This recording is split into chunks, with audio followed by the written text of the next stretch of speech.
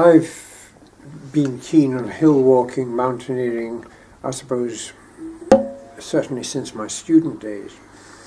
And with Edinburgh University Mountaineering Club, which had quite a good reputation for some good climbers, I did most of my initial climbing. The first, and then I should say probably that as a result of that, I was elected as a member of the Scottish Mountaineering Club in 1948. And at that time, I think it was necessary to have done quite a significant number of Munros, and 2/3 of them were to have been done in winter season. So there was an emphasis on winter mountaineering. So that was 1948.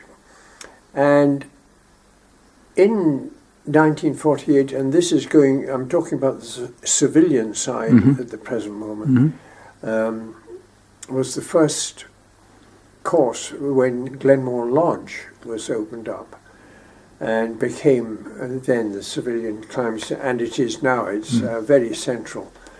And again, that's a long history, but without going into it in detail. But I was one of the instructors on that course. Lord Malcolm Douglas Hamilton was group captain, I think for Scotland, for training, and he was involved in that. And that's how I came in contact with him, which is also slightly later on in the story, because I found when I was called up for national service that I must have had a red mark against my name or something like this, because it was assumed that I was going to one of the mountain rescue teams, and I presume that was on the basis of, as I say, having been an instructor in 1948 at Glenmore Lodge. So that was the start of it, but coming then around to what we want to talk about, and that's RAF Mountain Rescue.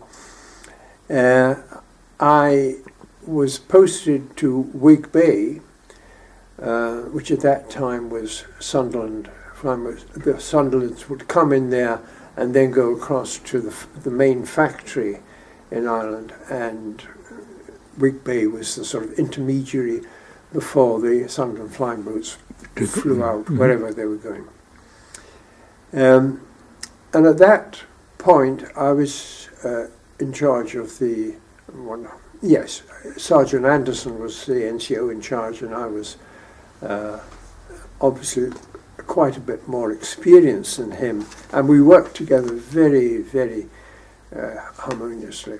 I was also medical officer, or my duties as medical officer also covered the Sunderland, and we had an MTB, a modified MTB, for rescue purposes. The only amusing sideline of that, which has nothing to do with the original story, is that when they went out on exercise or a call out, and of course they had to be afloat every time a flying boat was landing or taking off. But if they went out on exercise, they came back and got a rum ration. Oh, yeah. And the mountain rescue boys were a bit peeved with that, and by one means or another, we arranged it so that if we were out on an exercise, mountain rescue, we managed to be entitled to a rum ration when we came back. Good on you. But these are only sort of fiddly details. Now, Good. Whig Bay then closed after I'd been there about 6 months, and I then was responsible also for West Frew. There had been a separate medical officer there who retired, and so I was responsible for West Frew as well. What it meant is that Whig Bay, the total premises were left empty, and someone in their wisdom, and maybe with a little bit of nudging, suggested that the officers' mess would be a very good base for the rescue team, and that I could use the CO's quarters, which were immediately opposite. So we had a very comfortable little mountain rescue set up there. And I won't say quite a bit of liberty, but I mean, we were together as a team. Yeah. Even to the amusing extent that when my daughter was born. She was beginning to crawl around, and Sergeant Anderson put up a notice: do not move your vehicle without looking underneath first, in case baby had crawled under. And if the baby made too much noise, the boys were very good at pick her up, take her in, and play with her around, and then bring her back. Lovely. So that's how I came to actually live at Whigbay, all that time, and, as I say, be the medical officer for Westford. And of course, it was at that time doing bombing trials of they're controlled by Farnborough, so I was quite a high level. I don't know exactly what trial they were doing, but it was a system of improving bomb sites and things of that sort. So that was how I then came into mountain rescue. But being an innocent in the services, all my orders came from AD Rescue Air Ministry. And so when I went and looked at the equipment, I was appalled. I mean, in civilian climbing, we were using nylon ropes, but here we had these great big thick ropes that if they got wet were like a rod of iron. And ice axes, well, I've seen better pickaxes. That's right. And boots army grooved heel. I mean, the equipment was not good. No. And I'd spoken to the West Fruit Station commander, and out of their various funds for various purposes, he'd given me permission to go into Glasgow, to Blacks, and buy a nylon rope. So when I saw the equipment, in my innocence, I wrote a letter to AD Rescue Air Ministry saying I was appalled by the equipment. Well, I really upset the apple cart, and I got ticked off by group for not going through group, and I got ticked off by command for not going through command, which worried me a little bit, but more or less bounced off. And the end result was I was called to Air Ministry, and when I got there, I found that there were others. There was the medical officer from Valley, who also was an experienced climber. And it was a very small meeting, but very much what is going to happen about Ben Ye. And very soon after that, there was an official conference. I think it was the Wing Commander Mere who chaired it. And that conference has been recorded in the papers. And there were representatives really from most of the teams there at that time. So that's how I became involved in that sort of aspect of RAF Mountain Rescue. I had been due for a potential posting out to Korea, and somehow that disappeared completely.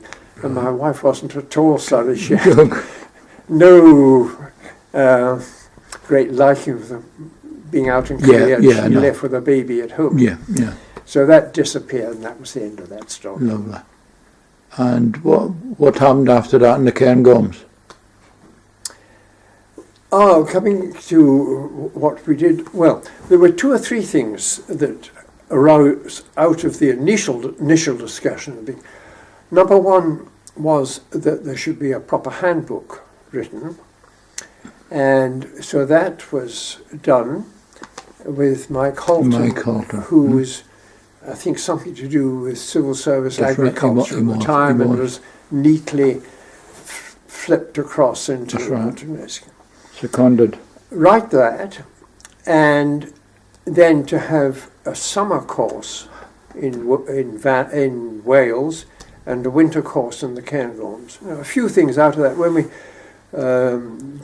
Johnny Lees and I were asked to help prepare the handbook, and in those days, a lot of climbing photos were taken in, about 100 yards away from the climb. It was the style of photography and climbing. And we looked at it, and he said, these are useless. So we were sent on 2 weeks leave to the Lake District, Johnny Lees and myself, to get some climbing photos. Well, we got the climbing photos in about half a day's climbing, and we had a wonderful, at RAF expense, 2 days, 2 weeks in the Lake District. Yes, lovely. But anyway, it meant that I'd never met him before, and that we worked together, and I had a great respect for him. He was, I think, probably one of the best climbing instructors and encouraging you. He went up with such ease. You felt, well, I should be able to do that if he can do it. And he was always a great encourager and a great instructor. So to move on a bit, so the first course was held in Based Valley in Wales, and was a summer and rock climbing mountaineering course. I was asked to be in charge of the winter course, which was held on Cairngorm in the Rothiemurchus hut, which was, I think, Army ski hut. Anyway, it came under the Army. And I think as a temporary arrangement, I was posted, but not officially, from West Frew to Kinloss, so that it all tied up administration.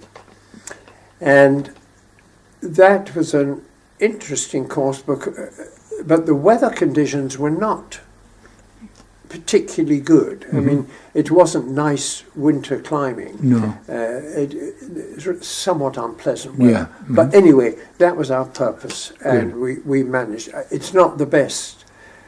I was also one of the first instructors in 1948 with civilian Glen Morpa. And the first RAF wasn't the best of winter conditions for actually training people on. And the idea, I think, was that a leader or two people came from each of the teams, so that what we were doing was actually spread over all the mountain rescue teams. And I think that was a good policy. So these people from the various teams had been to Valley and had done some summer rock climbing there, had been to Cairngorm and seen something of winter conditions and snow holding and etc., etc. And then there was the handbook as a guide, and as I say, Johnny Lees and I had done the technical bits of the handbook, and Mike Halton had put the rest together and made it into a... So there was a handbook officially out, and I think it very much strengthened all these people going back to the teams. They had the authority of the handbook, that was laid down procedures. They had equipment, and at least two members from each team had some practical experience on the mountains. So that's the point at which I think we'd got to at that time. Yeah. That was in February 52. That's correct, yes. What was the boots like in those days? Army boots, grooved heel were the standard boots. At least we put tricunis on ours. And there is a sense in which there are occasions today that a tricuni boot is, if you still had them, were actually very good, because they gave one a certain amount of grip. Nowadays, of course, people wear all sorts of specialist crampons, etc., etc. But once we were allowed to put tricunis on the boots rather than just hobnails, they were a much more useful boot, but not ideal. No. And then we went from there to Vibrams. Commando soles. Yeah, and they were really very much better for our practical purposes. I mean, it was not going to be any good issuing crampons to a team, because they'd probably do more damage to the rest of the team. That's right. And so one needed actually an acceptable, good boot, and the Vibrams when they came in are still well used today. Yeah. And what about all the rest of the equipment, the clothing and the rucksacks, what were they like? That came along gradually. We certainly quite rapidly got access to ropes to nylon and to ice axes suddenly appeared. Yeah. They tended to be at that time rather the McInnes ice axes, which are a longer Yeah. stem, Yeah. stick than ours today used, but nevertheless a very useful thing if you're trudging up a snow slope. So that equipment came along, and we gradually got better equipment.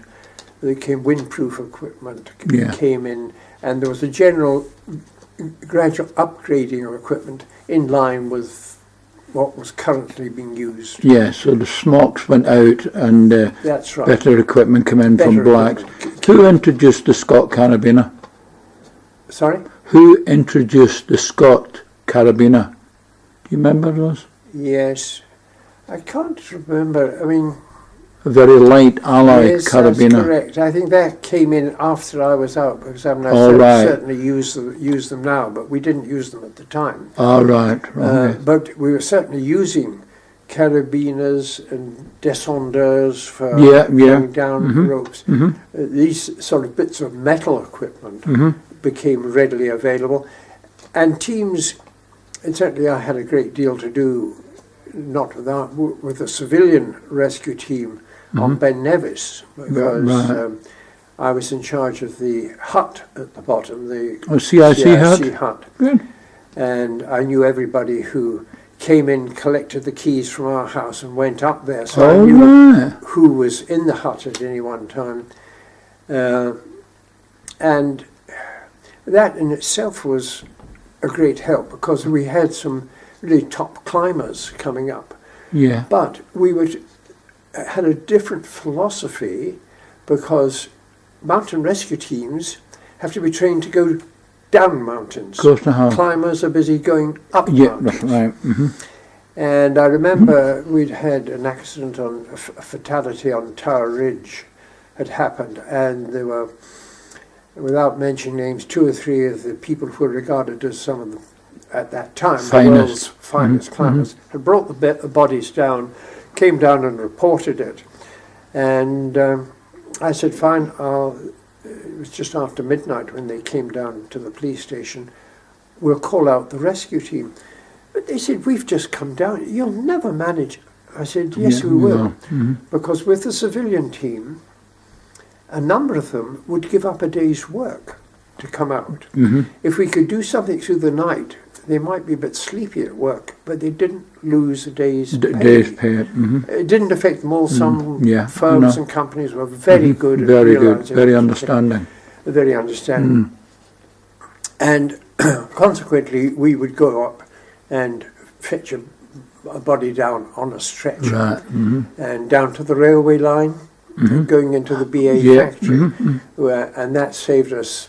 It meant we could go straight down to it instead of coming down the traditional path of Ben Nevis. Time consuming. And time consuming. So that was the stage we were at when I was working as a general practitioner. Right. That's when you left the Air Force then? I was out of the Air Force and consequently became very involved then in civilian rescue and working very much with the Glencoe folks as well. And the Loch Arbor team, the Fort William team. Yes, that's right. Oh, that's lovely. So you enjoyed your 2 years in the RAF Mountain Rescue Service? Yes, it was great.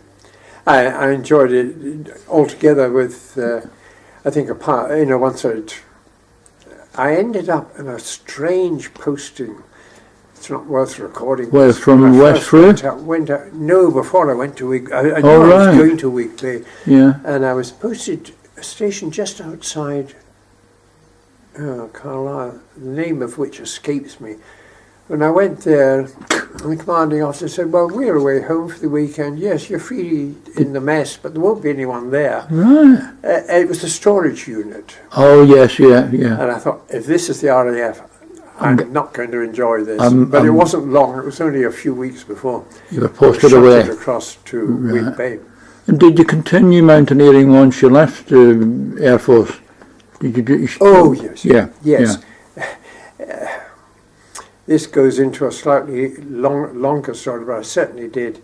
and we actually, some time after that, went to Bhutan, Yes. Well, and we worked in Bhutan over a period of 10 years. We were Good. there for 4 years, then came back to Scotland for a couple of years, and then worked again in Bhutan, developing really a primary medical care Brilliant. service for the whole country.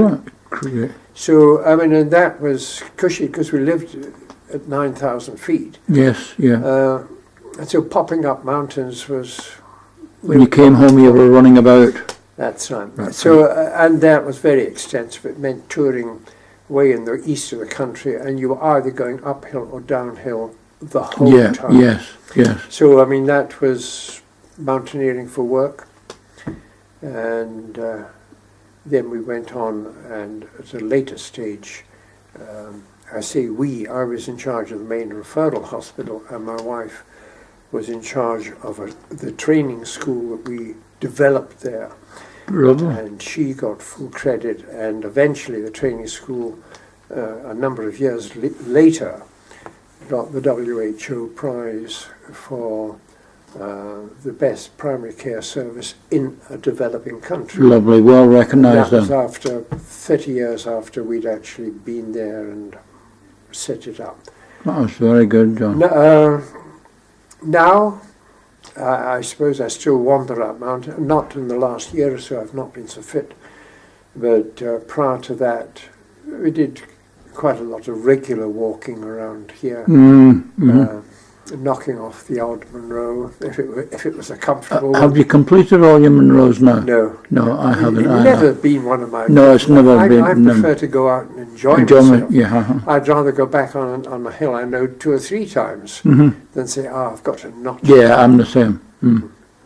Anyway, John, thanks very much for that little interview. On behalf of all our members, it's been a pleasure that you've actually filled a gap in our history. Thank you. Thank you very much indeed.